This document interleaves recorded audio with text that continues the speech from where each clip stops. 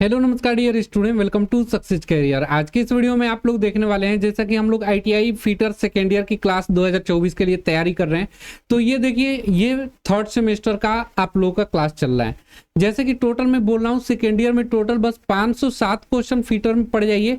एक भी क्वेश्चन इससे बाहर नहीं आने वाला है, जो कि हम आप लोगों को कंप्लीट कराएंगे। पार्ट 1 यानी कि हमने कंप्लीट करवा दिया है कि आज है क्लास 2। ठीक है, क्लास 2 में हम यहाँ पे टोटल 31 से लेकर 60 तक क्वेश्चन करेंगे। ठीक है, तो आप लोग अंत तक बने रहिएगा। यदि आपने क्लास 1 को नहीं देखा है तो आप लोगों को लिंक डिस्क्रिप्शन बॉक्स में मिल जाएगा, उन सभी को देख लीजिएगा। हम लोग यहाँ डिटेल से पढ़ रहे हैं, यानी कि आपका 2024 में आने वाला जो एग्जाम है फिटर का आईटीआई का, ठीक है, वो सारे कंप्लीट होंगे। आपको सेकेंड ईयर में सेकेंड ईयर फिटर के सेकेंड ईयर में सेमेस्टर थर्ड और फोर्थ पढ़ना होगा, जो कि मैं यहाँ पे कंप्लीट करवाऊंगा आप लोगों को पूरा एक एक क्वेश्चन के थ्रू। और देखिए, सक्सेस करियर ऐप आप लोग जरूर इंस्टॉल कर लीजिए अपनी तैयारी के लिए। चलिए आइए क्वेश्चन की तरफ बढ़ते हैं। यहाँ 31 नंबर का क्वेश्चन देखेंगे। दिया, what is the part mark as x in lapping tool. यहाँ पे एक लैपिंग टूल आप लोगों को दिखाया गया है। इस टूल में एक्स के रूप में यहाँ पे ये क्या दिखाया गया है, ये पूछा जा रहा है। तो देखिए, इस पार्ट को हम लोग बोलते हैं स्लिट। क्या बोलते हैं? स्लिट बोलते हैं, जो कि जाब को क्या करता है, यहाँ पे गैपिंग देता है। ठीक है, क्या करता है? गैपिंग देता है। और यहाँ पे ग्रूव कटे होते हैं, ठीक है, लैपिंग टूल में। तो अगर यहाँ पे एक्स मार्क्स यहाँ दिखा देता तो इसका नाम क्या होता? ग्रूव होता। ठीक है, ग्रूव। और ये वाला पार्ट्स क्या है जो एक्स के रूप में यहाँ दिखाया गया है, ये स्लिट है। चलिए आगे के क्वेश्चन पे बढ़ते हैं। दिया है 32 नंबर का क्वेश्चन, लैपिंग टूल में प्रदान किया गया स्लिट का उद्देश्य क्या होता है। ठीक है, तो यहाँ पे देखिए क्या दे रहा है, गैप दिया हुआ है। ये एक्सपेंशन की तरफ क्या करता है, ये फॉर एक्सपेंशन यानी कि विस्तार के लिए स्लिट का प्रयोग किया जाता है। उसका उद्देश्य होता है कि क्या है, एक्सपेंशन करे। ठीक है, अगले क्वेश्चन पे बढ़ते हैं। यहाँ पे दिया हुआ है कि इस ऑपरेशन का नाम क्या है। आपको यहाँ पे एक ऑपरेशन दिखाया गया है, इसमें क्या किया जा रहा है, तो इसमें लैपिंग लार्ज डायमीटर यानी कि लार्ज जो डायमीटर है इसकी लैपिंग प्रोसेस की जा रही है। आगे के क्वेश्चन बढ़ेंगे। 34 नंबर का क्वेश्चन, कास्ट आयरन और लॉ मटेरियल की होनिंग करने के लिए किस प्रकार के अपघर्षक का प्रयोग किया जाता है। ठीक है, तो किस प्रकार के अपघर्षक का प्रयोग करते हैं, यहाँ पे करेक्ट आंसर हो जाएगा सिलिकॉन कार्बाइड। सिलिकॉन कार्बाइड अपघर्षक है, जो कि कास्ट आयरन और अलॉ मटेरियल की होनिंग करने के लिए किया जाता है। अपघर्षक का प्रयोग वो है सिलिकॉन कार्बाइड। नेक्स्ट क्वेश्चन पे बढ़ते हैं। अगले क्वेश्चन का आंसर बताएंगे। दिया हुआ है सरफेस हार्डनिंग के किस विधि में सतह स्केल मुक्त होती है। ठीक है, तो सरफेस हार्डनिंग की किस विधि में सतह मुक्त होती है, तो यहाँ जो करेक्ट आंसर होता है वो है इंडक्शन हार्डनिंग की विधि में क्या होता है, सरफेस हार्डनिंग विधि में सतह स्केल मुक्त होती है। नेक्स्ट क्वेश्चन देखेंगे। यहाँ पे दिया हुआ है, यदि स्टील को क्रिटिकल तापमान तक गर्म किया जाता है, ठीक है, कोई भी स्टील है उसके मैक्सिमम टेम्परेचर तक गर्म करते हैं और भट्टी में बहुत धीरे धीरे ठंडा किया जाता है, तो इस प्रक्रिया को हम लोग क्या कहते हैं, अनिलिंग कहते हैं। करेक्ट आंसर क्या हो जाएगा, यहाँ पे ए हो जाएगा। इसका पीडीएफ आप लोगों को टेलीग्राम चैनल में मिल जाएगा, साथ में आप व्हाट्सएप चैनल भी ज्वाइन कर लीजिएगा, लिंक आपको डिस्क्रिप्शन बॉक्स में दे दूंगा। नेक्स्ट क्वेश्चन देखिए, दिया है स्टील घटक की संरचना को परिष्कृत करने की प्रक्रिया क्या कहलाती है। ठीक है, स्टील घटक की संरचना को परिष्कृत करने की प्रक्रिया क्या कहलाती है, तो यहाँ करेक्ट आंसर क्या हो जाएगा, नॉर्मलाइजिंग प्रक्रिया कहते हैं। ठीक है, करेक्ट आंसर क्या हो जाएगा, डी हो जाएगा। नेक्स्ट क्वेश्चन बढ़ते हैं। 38 नंबर का क्वेश्चन आपके सामने दिया हुआ है, गर्म साल्ट बाथ में कौन सा सरफेस हार्डनिंग की विधि की जाती है। ठीक है, गर्म साल्ट बाथ है, उसमें सरफेस हार्डनिंग की कौन सी विधि अपनाई जाती है, तो ये विधि लिक्विड कार्बोराइजिंग विधि अपनाई जाती है। करेक्ट आंसर क्या हो जाएगा, डी हो जाएगा। नेक्स्ट क्वेश्चन बढ़ते हैं। दिया है कि एक्स से चिन्हित भाग का नाम बताना है। यहाँ पे एक्स के रूप में ये जो है इस पार्ट्स का नाम बताना है, तो ये क्या है, स्प्लाइन शाफ्ट है, इस पे स्प्लाइन कटे होते हैं, तो ये स्प्लाइन शाफ्ट है। करेक्ट आंसर क्या हो जाएगा, बी हो जाएगा। नेक्स्ट क्वेश्चन देखेंगे। यहाँ दिया हुआ है किस की का आयताकार क्रॉस सेक्शन होता है जो शाफ्ट और हब दोनों पर कटे की वे में फिट होता है, तो वो होता है सन की। करेक्ट आंसर क्या हो जाएगा, ए हो जाएगा। ठीक है, आइए विभिन्न तरह की आप लोगों को मैं दिखा देता हूं। देखिए, ये स्क्वायर टाइप का की बना हुआ है, तो ये है स्क्वायर की, ये ठीक है। उसके बाद ये रेक्टेंगुलर की है, ये जीब हेड की है। ठीक है, जीप की तरह निकला होता है, इसे आसानी से निकाला जा सकता है शाफ्ट से। ये सैडल की है, इसे वुडरफ की है, और ये टेंजेंट की है। वुडरफ की आपको एग्जाम में देखने को मिलेगा, तो ये फिगर आप लोग पहचान जाइए, आगे आपको क्वेश्चन में देखने को मिलेगा।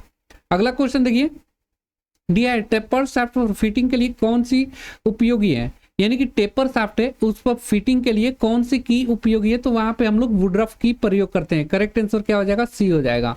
वैसे ऑप्शन में रहता तो यहाँ पे एक टेपर की होता है, ऑप्शन रहता तो वो मारते, लेकिन यहाँ नहीं दिया तो यहाँ वुडरफ की करेक्ट आंसर हो जाएगा। नेक्स्ट क्वेश्चन देखेंगे, सर्कुलर टेपर का प्रयोग कहाँ किया जाता है। ठीक है, यहाँ पे सर्कुलर टेपर का प्रयोग पूछा है, टेपर की का प्रयोग। ठीक है, तो सर्कुलर यानी कि गोलाकार होगा और वो टेपर होगा, उसका प्रयोग कहाँ करते हैं, तो उसका प्रयोग लाइट ड्यूटी ट्रांसमिशन के लिए किया जाता है। करेक्ट आंसर क्या हो जाएगा, ए हो जाएगा। नेक्स्ट क्वेश्चन बढ़ते हैं, यहाँ पे दिया हुआ है शाफ्ट के साथ घूमने की अनुमति दिए बिना प्लेन बियरिंग को कैसे पोजीशन में रखा जाता है। ठीक है, यानी कि प्लेन बियरिंग है उसे पोजीशन में रखना है तो कैसे रखा जाएगा, इसका जो करेक्ट आंसर हो जाएगा बाय की आर स्क्रू। करेक्ट आंसर क्या हो जाएगा, सी ऑप्शन सही हो जाएगा। नेक्स्ट क्वेश्चन बढ़ते हैं, यहाँ पे देखिए दिया इस की का नाम, यहाँ पे की दिखाया गया है, इस की का नाम आप लोगों को बताना है। तो ये क्या है, फ्लैट सैडल की है, फ्लैट आकृति में बनाया गया है। ऑलरेडी मैं आप लोगों को यहाँ पे फिगर दिखाया हूं ना, ये देखिए ये क्या है, ये वाला है एक तरह से फ्लैट सैडल की। फ्लैट आकृति क्या होगा, यहाँ पे थोड़ा कर्व टाइप का है तो ये कर्व सैडल की हो जाएगा। चलिए अगर ऑप्शन में देखिए, ये वाले ऑप्शन में अगर रहता, यहाँ पे देखिए ये अगर रिक्टेंगुलर रहता तो रिक्टेंगुलर भी हम मार सकते थे, लेकिन यहाँ पे रिक्टेंगुलर नहीं दिया है, फ्लैट सैडल की है, बिल्कुल फ्लैट आकृति का। यहाँ देखिए कर्व टाइप का नहीं बनाया है। आगे क्वेश्चन देखेंगे, ये दिया है what is the name of की। अभी इस की को आप लोग देखें जीभ की तरह ये निकला हुआ है, तो इसको क्या बोलेंगे, जीभ हेड की। ठीक है, मैंने आप लोगों को यहाँ दिखा दिया था फिगर में, ये क्या है, जीभ हेड की। तो आप लोग सभी की को पहचान जाइए, कहीं ना कहीं एग्जाम में देखने को मिलेगा, आपको कॉम्पिटिटिव एग्जाम में देखने को मिलेगा। तो ये क्लास मान के चलिए कि आपको ITI CBT एग्जाम की तो तैयारी कराए, साथ में कॉम्पिटिटिव एग्जाम की भी तैयारी कराना है। चलिए आगे क्वेश्चन बढ़ते हैं, हम लोग यहाँ पे आ गए थे, ये कौन सा की है, तो ये जीभ हेड की है। नेक्स्ट क्वेश्चन बढ़ते हैं, दिया है ताले की मरम्मत और चाबियों में हार्ड नाच की फाइलिंग करने के लिए किस फाइल का उपयोग किया जाता है। तो ताले की मरम्मत और चाबियों में हार्ड नीचिंग फाइल के लिए, फाइलिंग करने के लिए जो फाइल हम लोग उपयोग करते हैं वो होता है वार्डिंग फाइल। करेक्ट आंसर क्या हो जाएगा, सी हो जाएगा। नेक्स्ट क्वेश्चन देखिए, दिया है what is the name of screw. यहाँ पे स्क्रू का नाम बताना है, ये क्या है, ग्रब की है, ड्राइवर स्क्रू है। स्क्रू ड्राइवर आप लोग जिसे हम लोग पेचकस बोलते हैं उसको बोला जाता है, तो ये तो होगा ही नहीं। यहाँ सेल्फ टेपिंग स्क्रू है, तो यहाँ देखिए इसे हम लोग बोलेंगे सेल्फ टेपिंग स्क्रू। ये टेपिंग का काम करता है और स्क्रू के माध्यम से कसा भी जाता है, इसलिए इसे बोलेंगे self tapping screw. Correct answer क्या हो जाएगा, सी हो जाएगा। बल्कि डीजीटी ने यानी कि नीमी ने इस क्वेश्चन का आंसर बिल्कुल क्या दिया हुआ है, वो ड्राइवर स्क्रू सही दिया हुआ है, जो कि गलत है। ठीक है, आगे क्वेश्चन बढ़ते हैं, ये देखिए यहाँ पे जो दिखाया गया है ये ग्रब स्क्रू दिखाया गया है। ठीक है, पहचान लीजिए ग्रब स्क्रू कैसा है। आगे का क्वेश्चन बढ़ेंगे, ये यहाँ तरह तरह के सारे स्क्रू को दिखाया गया है, जैसे यहाँ पे फ्लैट हेड है, यहाँ पे फ्लेंज हेड है, यहाँ पे देखिए बाइंडिंग हेड है, यहाँ पे बज हेड है। तो आप लोग इसका स्क्रीनशॉट मार लीजिए, आराम से पढ़िएगा, कॉम्पिटिटिव एग्जाम में डायरेक्टली क्वेश्चन आपको किसी भी फिगर को बना के दे देगा, यानी कि ये बोलेगा क्या है, तो ये ट्रॉस प्लस है, इसको पूछ सकता है तो ये ट्री विंग हेड है। ठीक है, तो ऐसे आप लोग स्क्रीनशॉट मार लीजिएगा। अगला क्वेश्चन दिया है, इस स्क्रू ड्राइवर का नाम। स्क्रू ड्राइवर क्या होता है, पेचकस जिसे हम लोग बोलते हैं ना, उसे स्क्रू ड्राइवर बोलते हैं। ये कसने का काम आएगा कहीं नहीं कहीं, तो ये क्या है, देखिए ये इसका एक्सिस जा रहा है, तो ये कहीं ना कहीं एक्सिस से क्या है, ऑफसेट है, तो इस स्क्रू ड्राइवर का नाम क्या हो जाएगा, ऑफसेट की करेक्ट आंसर हो जाएगा। ठीक है, आगे का क्वेश्चन बढ़ते हैं, यहाँ देखिए दिया हुआ है इस लॉकिंग डिवाइस का नाम क्या है। यहाँ पे लॉकिंग डिवाइस दिया गया है और ये क्या है, ये इस प्रकार का स्प्रिंग का बनाया गया है, तो ये स्प्रिंग वाशर के रूप में प्रयोग किया जाता है। ये नट को क्या होता है, खोलने नहीं देता है बोल्ट से, तो यहाँ क्या हो जाएगा, ये स्प्रिंग वाशर आप लोगों को दिखाया गया है फिगर में ना। लॉकिंग डिवाइस का नाम, ये लॉकिंग डिवाइस कौन सा है, आप लोगों को पता है कि वाशर हम लोग लॉक करने के लिए प्रयोग करते हैं, तो यहाँ जो लॉक यूज हुआ है वो स्प्रिंग वाला वाशर है। अगला क्वेश्चन देखेंगे, दिया हुआ है जीभ हेडेड की का उपयोग करने का क्या फायदे हैं। ठीक है, जीभ हेडेड की यानी कि जीभ हेडेड की आप लोगों को मैं दिखा दूं यहाँ पे फिगर में, ये देखिए ये जीभ हेडेड की है, तो इसका प्रयोग क्या है, इसे हम लोग क्या करते हैं, इस ग्रुप से आसानी से खींच कर यहाँ से निकाल सकते हैं ना। चलिए तो इसका क्या है, यहाँ पे आ जाते हैं, यहाँ पे जीभ हेडेड की का उपयोग करने का क्या फायदा है, टेपर्ड फिटिंग के लिए इस्तेमाल किया जाता नहीं, आसानी से निकाला जा सकता है, ये करेक्ट आंसर हो जाएगा बी। ठीक है, बिल्कुल समझ में आ रहा होगा। आगे का देखिए, आप लोग पूरी उम्मीद से ये क्लासेस देख लीजिए, आने वाले सीबीटी एग्जाम में आप 100% अपना नंबर लेकर आएंगे। अगर आप थोड़ी भी मेहनत करेंगे तो आपका नंबर मान के चलिए 90-95 के बीच में आराम से आएगा। तो आप लोग सभी क्लास को एक बार देख लीजिएगा सेकेंड ईयर का, ठीक है। अगला क्वेश्चन, और फर्स्ट ईयर का ऑलरेडी मैं करा दिया हूं, तो आप लोग बोलिएगा फीटर वालों से, फर्स्ट ईयर आपके जो भी जूनियर होंगे उनसे बोल दीजिएगा, शेयर भी कर दीजिएगा कि क्लासें हो चुकी उसकी। अगला क्वेश्चन देखेंगे, यहाँ पे दिया है नुकीले कोनों को फिनिशिंग करने के लिए किस फाइल का उपयोग किया जाता है, ठीक है। तो यहाँ बैरेट फाइल का इस्तेमाल किया जाता है नुकीले कोनों को फिनिशिंग करने के लिए। अब तरह तरह की फाइलें होती हैं, आइए उसको देख लेते हैं। यहाँ पे देखिए, ये वाला फाइल जो है ये बैरेट फाइल है, ठीक है। यहाँ पे क्या होता है कि इसके जो मुंह होती है, जो सामने वाला वो बिल्कुल नुकीला होता है और अंदर की तरफ ट्रायंगल आकृति। यहाँ पे देखिए हाफ राउंड फाइल दिखाया गया है, इसकी जो क्रॉस सेक्शन एरिया होती है क्या होता है, हाफ राउंड की आकृति का होता है। ये फ्लैट होता है। ट्रायंगुलर फाइल कैसा होता है, ट्रायंगल आकार का होता है। स्क्वायर आकार का होता है। राउंड वाले इसका जो होता है गोल आकार का होता है, ठीक है। तो ये सभी आप लोग देख लेंगे। नाइफ वाला चाकू के आकार का होता है, ठीक है। आगे बढ़ते हैं। यहाँ पे दिया है कि इस फाइल का नाम क्या है। ये फाइल आप लोगों के सामने दिखाया गया है, इस फाइल को आपको नाम बताना है, ठीक है। ये किस प्रकार का फाइल है ये आपको बताना है। तो इसे हम लोग बोलते हैं टिंकर्स फाइल। करेक्ट आंसर क्या हो जाएगा, ए हो जाएगा। नेक्स्ट क्वेश्चन देखिए, यहाँ पे दिया है आकृति की पुष्टि करने हेतु वर्कपीस को जांचने के लिए किस उपकरण का उपयोग किया जाता है। तो कोई भी आकृति है, ठीक है, कोई भी वर्क पीस है, उसकी शेप को निर्धारण करने के लिए हम लोग प्रोफाइल गेज का इस्तेमाल करेंगे। अब देखिए, प्रोफाइल गेज से आपको याद रखिएगा, किसी भी आकार की वर्कपीस को उपकरण को उसकी आकृति जांच करने के लिए हम लोग प्रोफाइल जांच करने के लिए प्रोफाइल गेज का इस्तेमाल करेंगे। स्नैप गेज का इस्तेमाल किस लिए करते हैं, तो बाहरी व्यास नापने के लिए। कैलिपर गेज का प्रयोग कैलिपर की तरह होता है, जो कि अप्रत्यक्ष गेज क्या होती है पहले देख लीजिए।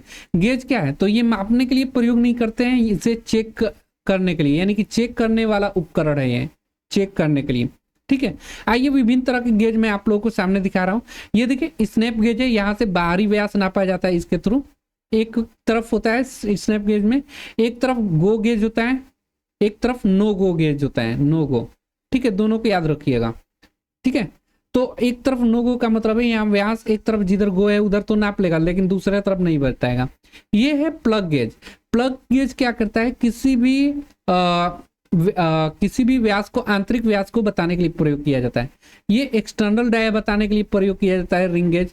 यहाँ पे फिलर गेज है, तो फिलर गेज आपके एग्जाम में क्वेश्चन पूछता है। फिलर गेज यहाँ पे क्या होता है कि इसकी पत्ती होती है, ठीक है, स्टील की पतली पतली पट्टी होती है जिसपे माप वगैरह लिखा रहता है। और ये क्या करता है, दो पार्ट जहाँ पे मेटिंग पार्ट होते हैं, मिलने वाले पार्ट के बीच जो गैप होता है उसको नापने के लिए प्रयोग किया जाता है, ठीक है। यानी कि दो पार्ट्स के बीच जो गैप होती है, दो पार्ट्स के बीच जो गैप होती है वो फिलर गेज के द्वारा नापते हैं। ये डायल गेज है जो कि समतलता को चेक करता है। स्केल रूल सबको पता है, ये प्रत्यक्ष मापी यंत्र है। बेवेल प्रोटेक्टर ये क्या करता है, कोण को जांचने का करता है। हाइट गेज हाइट को चेक करने के लिए प्रयोग किया जाता है।